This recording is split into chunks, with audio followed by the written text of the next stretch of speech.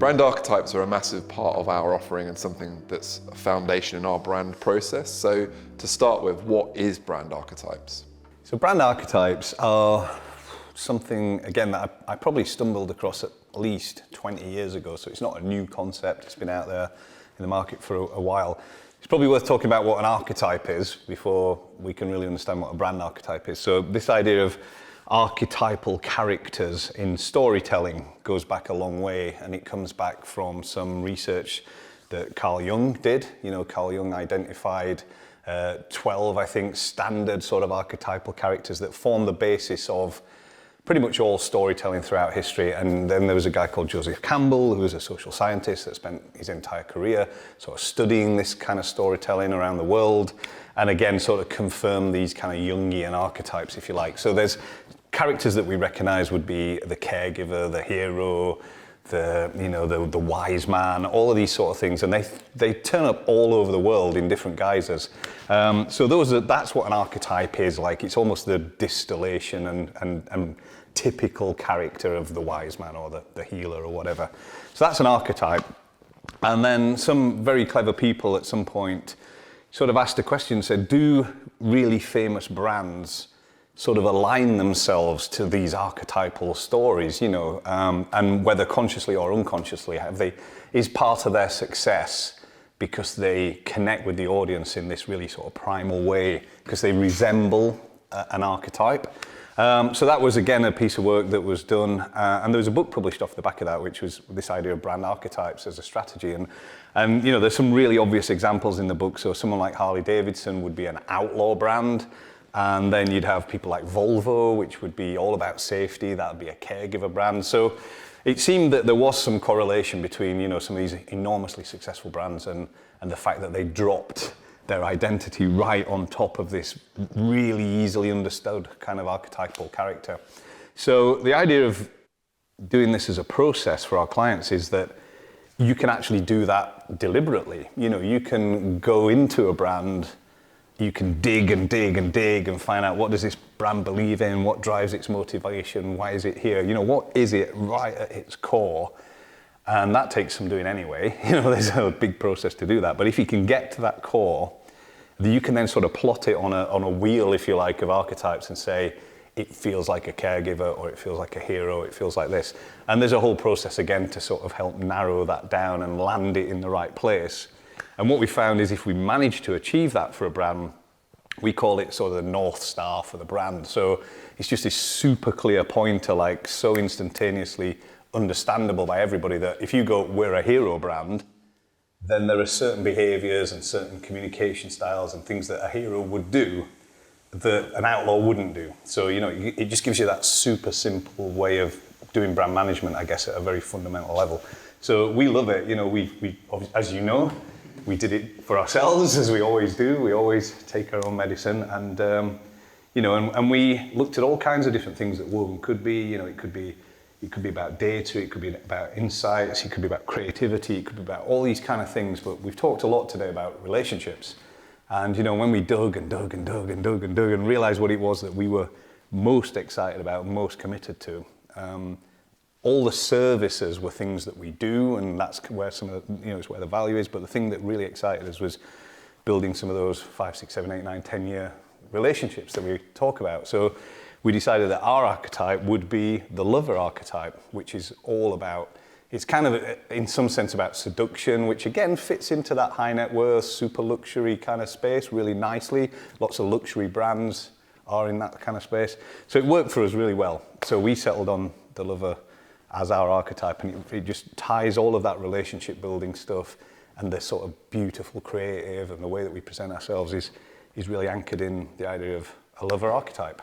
So yeah, they often say that brand is the sum total of all the parts and all the interactions, and consistency is key. And I think what we find when we're talking to customers and prospects, and from our own experience, frankly, that often the brand experience we have as consumers and customers is very inconsistent, right? And so therefore, as you sort of said earlier, Mark, in terms of brand archetypes being the North Star or the anchor, it really takes the stakeholders in the business back and really to discuss and pull apart and put back together, like what is our brand beyond even the purpose? Like what's the innate personality? What's the beating heart of this brand actually? Yeah. And I think that's super useful as a jump off point strategically and creatively, and actually ultimately to drive that consistency that's really needed for brand and brand experience.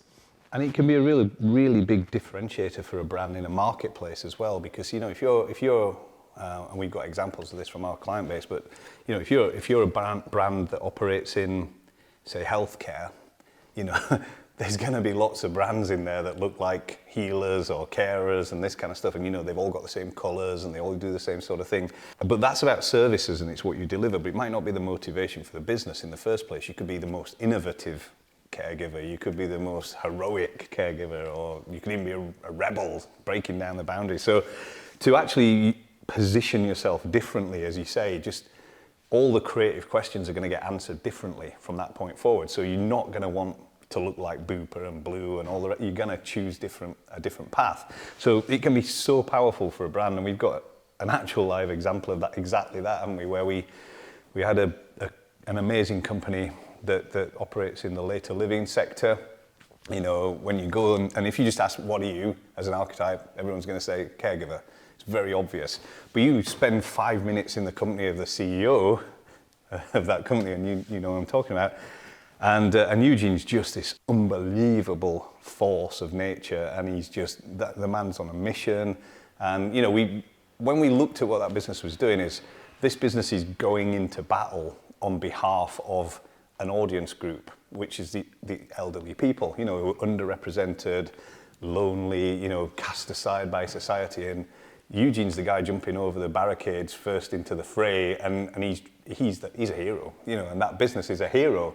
And we actually found that archetype, and everybody lights up because they all suddenly go, yeah, we're a hero, that's exactly what we're doing. And it's not, and you can imagine the amount of juice that comes out of that conversation then, and everyone gets really excited about it because it resonates with their core beliefs and their passion, and then everything changes. So we then created stuff for those guys it looked like nothing in that sector. It was incredibly bold, it was really modern, it was sharp, punchy, and again, a lot of this was driven from insights as well.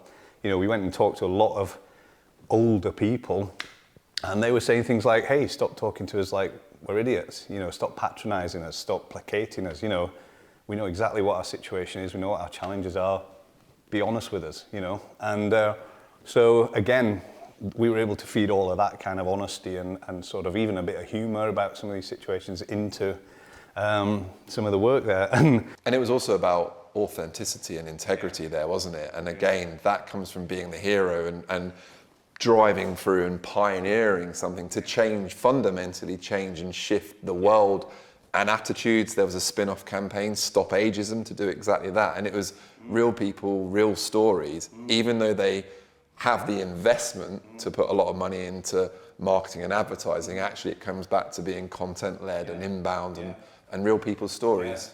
Well, we had a conversation with those guys because their audience is basically everybody, because everybody gets old and everyone's got a parent or a sibling or whatever. So it's like, look, you can spend £200 million a year on media to get this message out, or you can come up with something really useful for this audience that's going to be an inbound kind of pull. And of course, as a startup, they didn't have £200 million a year, so they said, maybe we'll go for route 2. And that's what we built. We built this public service campaign, effectively, called Stop Ageism, and we got universities involved, and we got 16 affiliate partners involved, people like University of the Third Age, Help the Aged, all to push this content out across their gigantic pre-existing networks. And that made it onto the TV and PR'd all over the place. So yeah, it was a huge awareness piece for the business, but it was all inbound, and it was all about serving the audience. And the audience were grateful and said, oh, who are these guys, And that's kind of back to that inbound model. And Miles, you often run sort of brand archetype workshops. How does that work? Yeah, so I think one thing that we really try to do when we go into the brand archetypes workshops is really, as Mark said, get to the bottom of why that brand exists. So back to Simon Sinek's Golden Circle, why are they there? What do they do? What gets them out of bed in the morning and makes them come to work? And when you frame it in that way, we work with obviously a yacht brand who could be initially the Explorer, because you can go anywhere and that's what they'll just come straight out with. But when you ask them, why do you get out of bed in the morning? What is it that excites you about it? They're suddenly telling you stories of people dancing on decks in the rain and children just astonished by fish swimming in the lights of the boat. Suddenly that's not stories about the yacht at all. The yacht becomes the background. It's actually about awe and inspiration and paradise, really. And therefore, if you go into that quadrant, they become an innocent brand. And we don't tell stories about a product. We tell a story about the emotions and experiences you can have. So that's really where we try to get to in brand archetypes, to challenge, get through that first layer of thinking, which is often quite functional, and then really deep dive and go down into what is it, why do they exist? I think from a brand perspective, one thing I really like about archetypes is how, especially when you do it purposefully, it really does guide everything you do from there, not only strategically and creatively, but if you think about an example like Brewdog, the absolute outlaw, even their line is fiercely independent. Everything they've done from there is from that outlaw perspective. Even their amazing sustainability that they're on with at the moment is from a bit of an FU perspective of going, we're going to do this right, show you lot up. And when it kind of that controversy came out about the way that it was being run internally, I think I had this feeling that it wasn't going to be too bad, because even in their line, fiercely independent, that's exactly how I kind of expected it to be run. Yeah. So you go, well, yeah, they are pretty fierce and they're badasses. Right? Yeah. Totally. And I think what I found as well with the brand archetypes as a first step for brand is it's a really fairly simple, actually at its heart, discussion or discussions to get looking from the 12 to maybe 3 or 4 to 2 to 1. And actually the amount of clarity that then gives a brand project as you start moving through the mission, the vision, the values, the tone of voice, etc. It gives a really good, clear direction. Is that kind of fair to say? Yeah, absolutely. I would agree with that.